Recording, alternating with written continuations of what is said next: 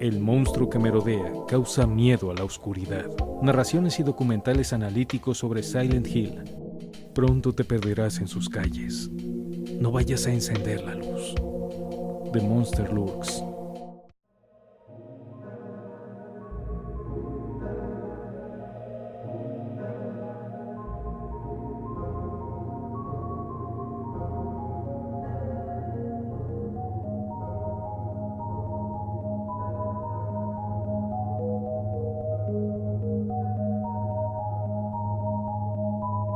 The Monster Lurks, temporada 1, capítulo 18. Lo que al parecer nadie pensó respecto a la alarma en Silent Hill. Saludos a nuestra audiencia, esperamos que estén pasando una agradable estancia mientras disfrutan de este nuevo capítulo que promete hablar de un tema poco explorado, y es precisamente la alarma en Silent Hill cuando la realidad se cambiaba de la niebla hacia la oscuridad. Nos parece particularmente notorio que nadie haya pensado en una posibilidad de interpretar esto como uno de los máximos horrores que la humanidad haya vivido.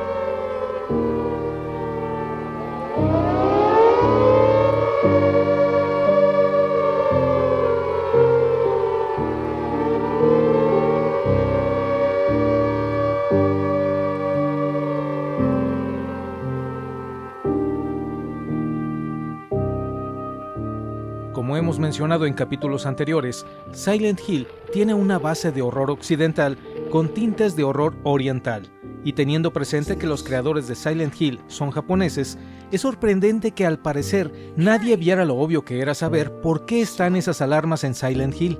Son la clara representación del miedo que debieron vivir los sobrevivientes de las guerras, en este caso, de los japoneses, que alcanzaron milagrosamente a pasar con vida los inhumanos ataques de las bombas arrojadas sobre las ciudades de Hiroshima y Nagasaki.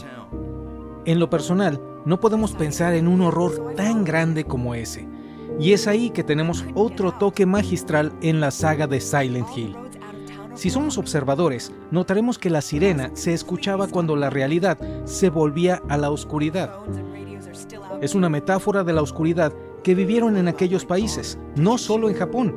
Las miles de personas que debieron sentir un horror indescriptible al escuchar dichas alarmas, que sonaban casi igual en todo el mundo, son un símbolo no solo de los peores actos de la humanidad contra sí misma y contra el mundo y todos los seres que ahí habitan, sino que además se trata de una realidad modificada por nosotros, percibida igualmente por nosotros. Las alarmas además no son sinónimo de un anuncio de que algo bueno está por llegar, sino al contrario, son avisos de que habrá catástrofe. Mientras que en la película las alarmas sonaban desde la iglesia, con el mismo ruido que las alarmas de la guerra, lo cierto es que ahí no tuvieron justificación alguna. Pero en el pueblo, por el contrario, nunca se da un indicio de que alguien las escuche, salvo el jugador a través de Harry Mason, quien hace mención de ellas tan solo una vez mientras dialoga con Sybil en la tienda de antigüedades.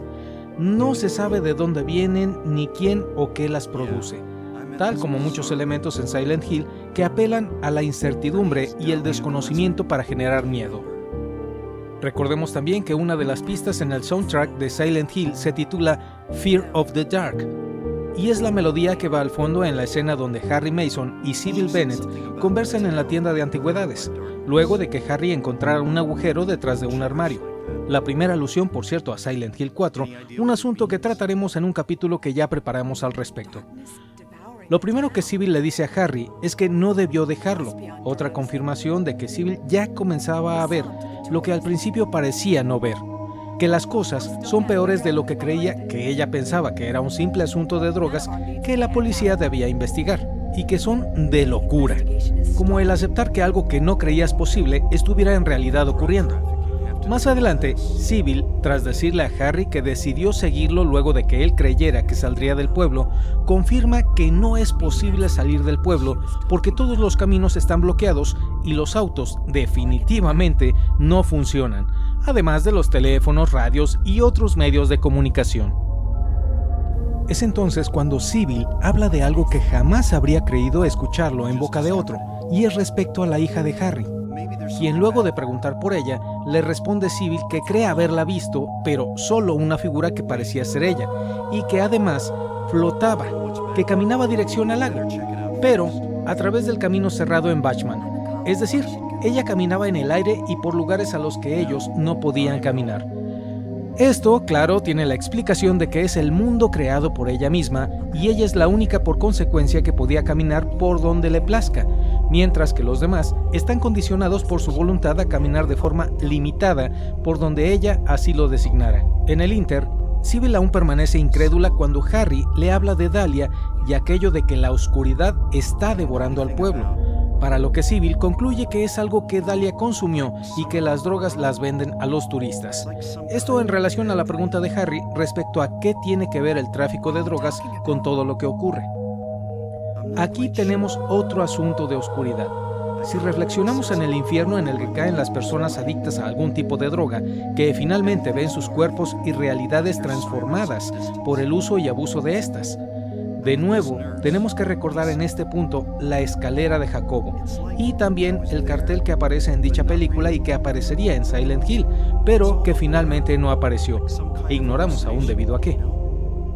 Finalmente, Harry intenta explicar a Sybil el cambio de realidad a la oscuridad, el estar en un lado y a la vez no, en el que cuando pretende explicarse cómo está el asunto, su mente se desvanece o pone en blanco. Su reunión con Lisa, la enfermera y finalmente las sirenas que escucha en la distancia para concluir que todo es borroso y que parece una alucinación. Entonces, Sybil se desentiende de todo el asunto y acaba por no entender qué es lo que Harry trata de explicarle.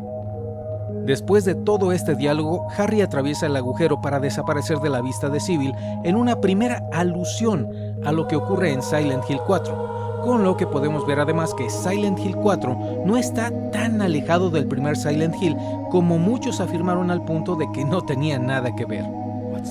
Regresando al punto de las sirenas, ¿cabe otra explicación o interpretación? Es decir, si no consideramos el asunto de la guerra, las alertas sísmicas, de incendios y el miedo e incertidumbre que éstas provocan o provocaron en las guerras, ¿qué otros asuntos debemos considerar en su inclusión en uno de los pueblos más aterradores del mundo del horror? Las sirenas, por cierto, fueron un toque de genialidad que ya no tuvo ningún otro de los posteriores Silent Hill, y esto es en gran medida a que uno de los que concibieron originalmente, Keiichiro Toyama, por mencionar a uno, salieron del proyecto poco después de acabar el original Silent Hill. Con la primera desintegración del Team Silent original, las posteriores entregas se volverían un asunto inconexo o muy desapartado de la obra original, como Silent Hill 2 y Silent Hill 4, o de plano producciones hechas por un equipo fuera de Konami y sin relación con cualquiera de los miembros originales: Silent Hill Origins, Silent Hill Homecoming, Silent Hill Downpour, o incluso secuelas que contradicen a la obra original, que agregaban personajes y datos que no tienen cabida ni justificación, cuando debieron tenerla si hablamos de una secuela. Y en este caso, ya lo saben, hablamos de Silent Hill 3. Sabemos que Keiichiro Toyama también intentó incorporar las sirenas a otros juegos de horror en los que trabajó, por lo que tenemos confirmación de que son aportación suya. Y en el caso de Silent Hill, nos parece que poco hay ya que agregar en este apartado. Por ahora hemos terminado y estaremos gustosos de contar con su presencia la siguiente semana. Les agradecemos su atención y les recordamos que no vayan a encender la luz